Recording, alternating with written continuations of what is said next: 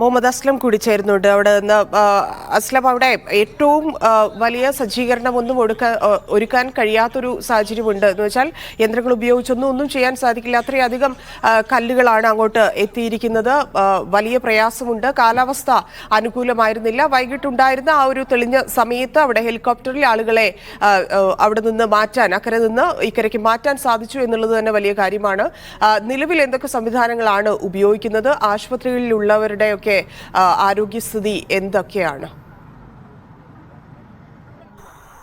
ചൂരൽമലയിലെ രക്ഷാദൗത്യം രാത്രിയും തുടരുകയാണ്. ഇപ്പോഴും നമുക്ക് ആംബുലൻസുകൾ രക്ഷിച്ചെടുത്ത അല്ലെങ്കിൽ റെസ്ക്യൂ ചെയ്തെടുത്ത ജീവനുകളുമായി ആംബുലൻസുകൾ ഇടതടവില്ലാതെ ഓടുന്നത് നമുക്കിപ്പോഴും കാണാൻ കഴിയും.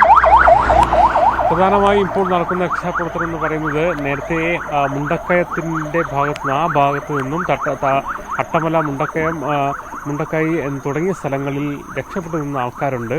പല സ്ഥലങ്ങളിൽ ഫോൺ വഴിയും മറ്റുമൊക്കെ ബന്ധപ്പെടുകയും മറ്റുമൊക്കെ ചെയ്ത ആൾക്കാർ, അവരെ പാലം പൊളിഞ്ഞ ഭാഗത്തു നിന്ന് തന്നെ NDRFിൻ്റെയും ഫയർഫോഴ്സിൻ്റെയും സൈന്യത്തിൻ്റെയും സഹായത്തോടുകൂടി അവരെ പുറത്തെത്തിക്കുക ജോലിയായിരുന്നു. അതിൽ തന്നെ പരിക്കേറ്റ ആൾക്കാരുണ്ട്. രാത്രി വൈകി എന്നുള്ളത് കൊണ്ട് ഒന്നും ഈ തെരച്ചിൽ ഇതിനുവേണ്ടി തെരച്ചിൽ നടത്തില്ലെങ്കിൽ പോലും റെസ്ക്യൂ ദൗത്യത്തിന്റെ ഭാഗമായി മറ്റുള്ളവരെ അവിടുന്ന് അപ്പുറത്തുനിന്ന് അക്കരെ ഇരുന്ന ആൾക്കാരെ രക്ഷിച്ചതിന്റെ ഭാഗമായി തന്നെ നിരവധി ആൾക്കാരെ രക്ഷപ്പെടുത്തിയതിന്റെ ഭാഗമായി പലരെയും ആശുപത്രിയിലേക്ക് മാറ്റുകയും ചെയ്തിട്ടുണ്ട്.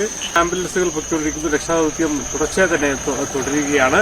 എന്നാലും ഇന്ന് രാത്രി ഉള്ള തിരച്ചിൽ ഏറെക്കുറെ അവസാനിപ്പിച്ച ഒരു മട്ടാണ്. ഇപ്പോൾ കണ്ടെത്തിയ ആൾക്കാരെ ആശുപത്രി കൊണ്ടുപോകുന്ന മട്ടമാണ്.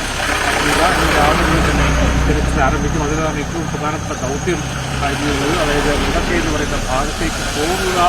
അവിടെ പിന്നെ ഉരുൾപൊട്ടൽ ഉണ്ടായതിലൂടെ നശിച്ച വീടുകൾ, അവിടെ മണ്ണും ചെളിയും നിറഞ്ഞു കിടക്കുന്ന വീടുകൾ കണ്ടെത്തുക, അവിടെ അകപ്പെട്ടവരെ രക്ഷപ്പെടുത്തുക എന്ന് പറയുന്ന വലിയ ദൗത്യത്തിന് ഒരു പക്ഷേ നാളെയായിരിക്കും NDRF ആണെങ്കിലും അതോടൊപ്പം തന്നെ ഫയർഫോഴ്സ് ആണെങ്കിലും മറ്റു സന്നദ്ധ പ്രവർത്തകരെയും എത്തിക്കുക. അതിനു മുന്നേ ഒരു പക്ഷേ കരസേനയുടേതായ ഒരു താൽക്കാലിക പാലം ഉണ്ടാക്കാനുള്ള ശ്രമങ്ങളും നടത്തും. അതിനുശേഷമായിരിക്കും ഒരുപക്ഷെ അങ്ങോട്ട് പോകാൻ കഴിയുക.